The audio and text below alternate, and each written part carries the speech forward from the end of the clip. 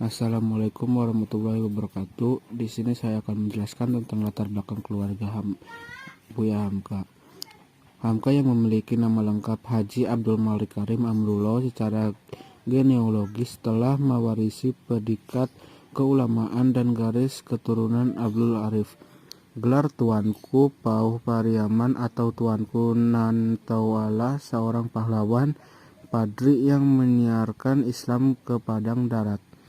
Hamka dilahirkan pada tanggal 6 Februari 1908 Masehi di Sungai Batang, Maniau, daerah Minangkabau. Dalam daerah inilah banyak para tokoh pemimpin Indonesia modern bermunculan. Ayahnya merupakan seorang ulama Islam yang terkenal di Sumatera, yaitu Haji Abdul Karim Amrullah. Hamka telah beberapa dalam posisi atmosfer pembaruan semenjak usaha yang relatif masih belia.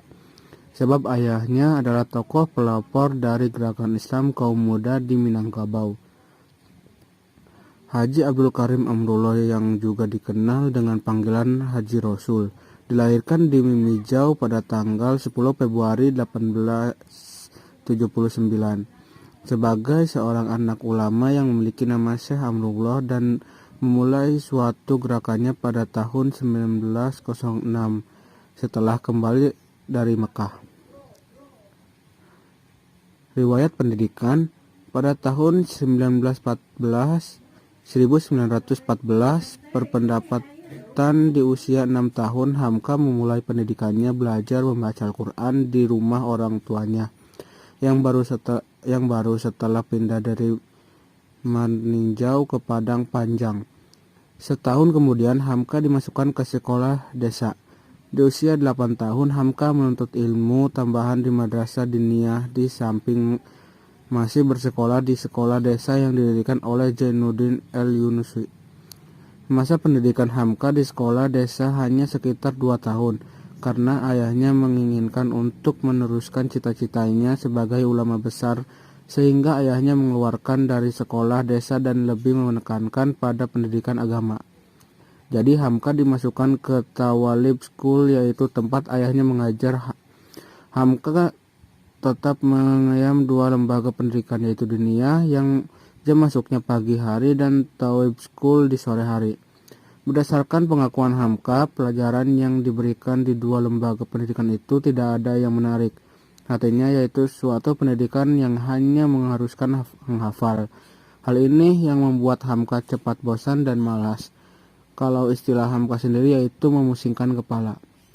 Bertepatan pada tahun 1924, yaitu setahun kemudian, beliau untuk yang kedua kalinya beliau berangkat ke tanah Jawa, tepatnya berangkat ke Yogyakarta melalui Ja'far Amrullah yang merupakan paman beliau yang tinggal di kota Yogyakarta. Hamka berpendapat keempat untuk mengikuti kursus-kursus yang diadakan oleh Muhammadiyah dan Syariat Islam. Pada saat kursus, Hamka mempunyai kesempatan untuk bertemu Ki Bagus Hadikusumo dan Hos Cokrominoto. Hamka dan Ki Bagus Hadikusumo mendapatkan pelajaran tentang kajian tafsir Al-Quran. Sekian dari saya, kurang lebihnya mohon maaf. Wassalamualaikum warahmatullahi wabarakatuh. Sosial politik Buya Hamka. Modal pengetahuan dan semangat perjuangan yang diperoleh dari pengembaraan selama kurang lebih 1 tahun di tanah Jawa. Kemudian Hamka kembali ke Minangkabau pada tahun 1925. Sejak itu, beliau merambah pada jalan yang dipilihnya sebagai tokoh dan ulama. Dalam urusan suatu perkembangan pemikiran dan pergerakan Islam di Indonesia, pada usianya yang baru mencapai 17 tahun, Hamka telah tumbuh menjadi pemimpin di tengah-tengah lingkungannya. Beliau juga sudah memulai berpidato, bertablik di tengah masyarakat Minangkabau yang setelah melahirkan dan membesarkannya itu. Meskipun posisi Hamka sudah istimewa dibanding teman-temannya,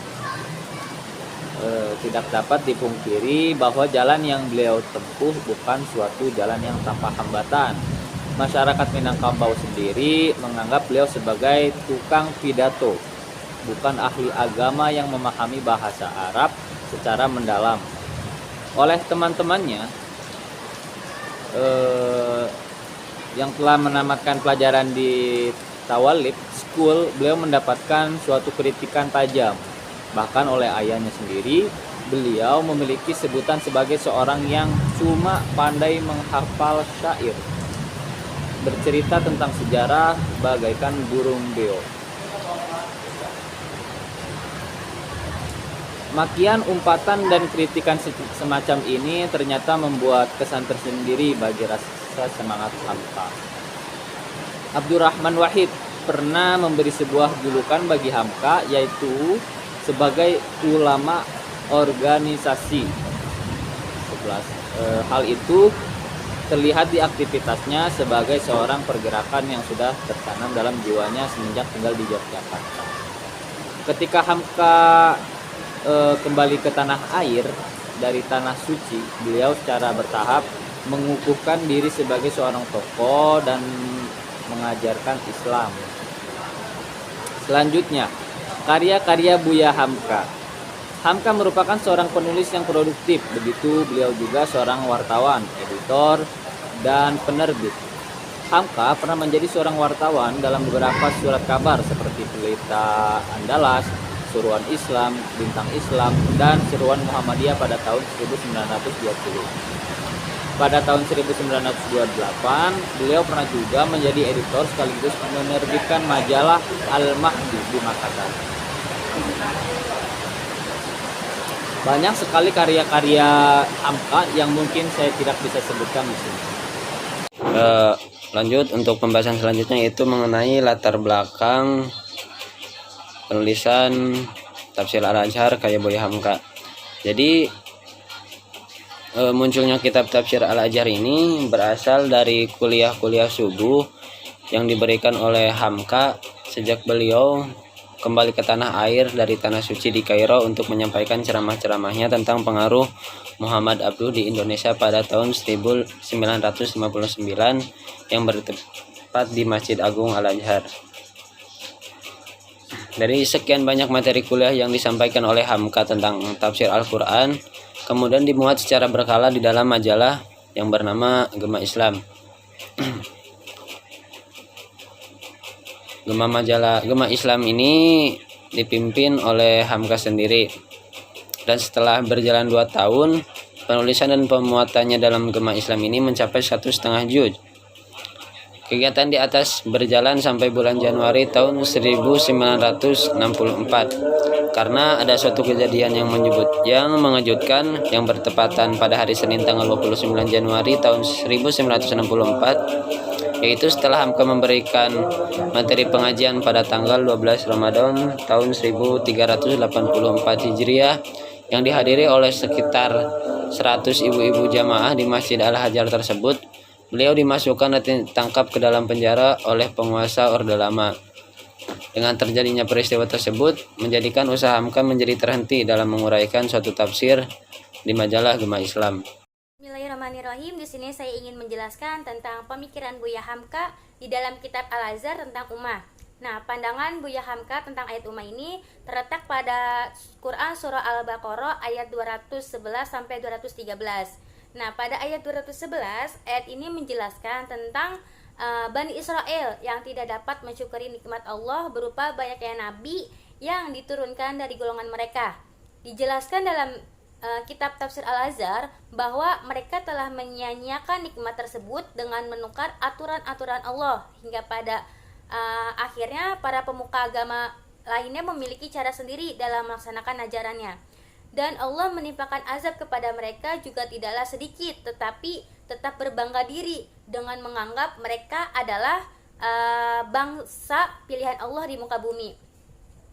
Hal ini terjadi karena mereka telah terbuai oleh nikmat duniawi yang dicontohkan oleh Hamka dengan kisah-kisah pemuka Quraisy ini menolak Islam dengan keras karena riba dihalangi, sedangkan mereka hidup dari menghisap darahnya si miskin. Lalu pemuka-pemuka Yahudi tidak mau masuk Islam karena mereka dengki mengapa Nabi Muhammad tidak berasal dari golongan mereka. Hal ini dijelaskan pada ayat 212. Pada akhirnya Buya Hamka lewat tafsirnya mengingatkan umat Islam untuk lebih bijak Lalu Hamka melanjutkan pembahasannya ke ayat 213 dengan tema umat yang satu.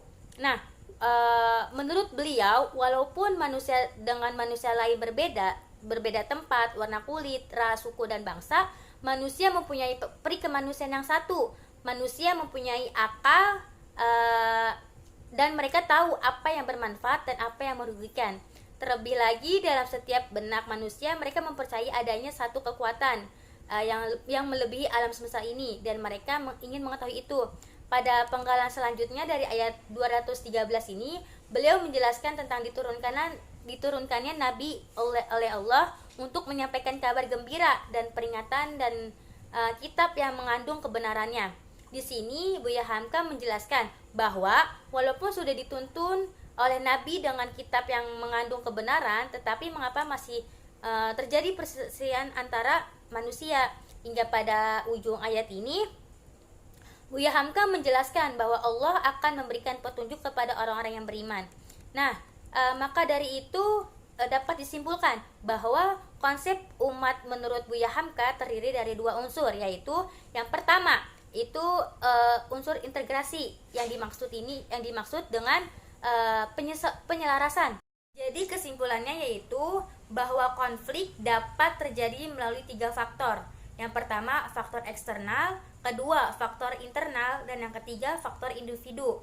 Faktor eksternal itu terjadi karena disebabkan oleh orang-orang di luar Islam yang menginginkan perpecahan dengan cara memfitnah atau melontarkan perkataan sehingga umat Islam menjadi ragu akan ajaran-ajaran agama Islam. Dan yang kedua, faktor internal adalah konflik yang muncul dari umat Islam sendiri. Dan yang ketiga itu faktor individu adalah konflik yang muncul disebabkan oleh kurangnya pemahaman beberapa umat Islam. Nah, adapun ideal moralnya yaitu ada prinsip toleransi, keadilan, dan kemerdekaan.